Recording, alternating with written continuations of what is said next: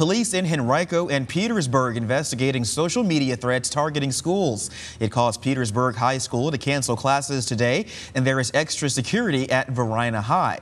Matthew Foltz is live to tell us what investigators and school leaders are saying, and he talks to our legal expert about the criminal charges someone could face if they're found to be responsible for a bogus threat. Matthew. Well, yeah, Leland, that social media threat was ruled non-credible here in Henrico County. However, police are still taking precautions to make sure that their schools are safe. Meanwhile, we also spoke with legal experts who tell us that if you're caught making a social media threat like this, you could face serious consequences, such as time behind bars. So this is the type of offense that is punishable with, detention or incarceration. And it's a very serious offense either way. CBS 6 legal expert Todd Stone lays out the consequences that come with social media threats.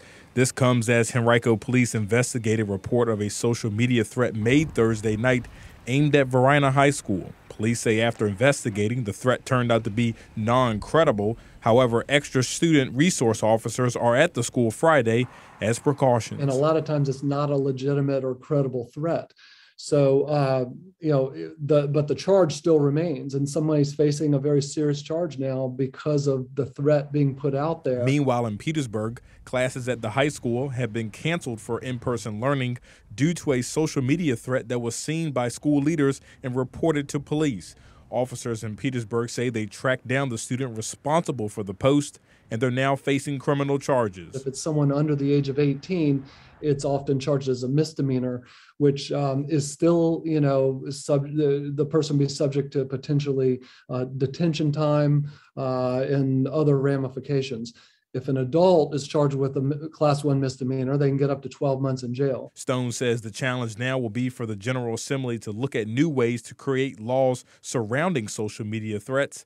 In the meantime, he hopes they come to an end. If you're in school and you end up with a criminal record, it defeats the whole purpose of going to school in many cases.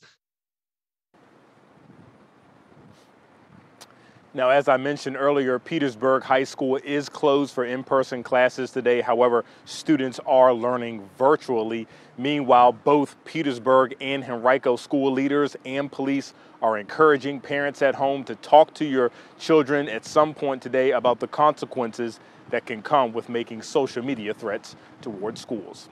Working for you this afternoon here in Henrico County, I'm Matthew Foltz, CBS 6 News.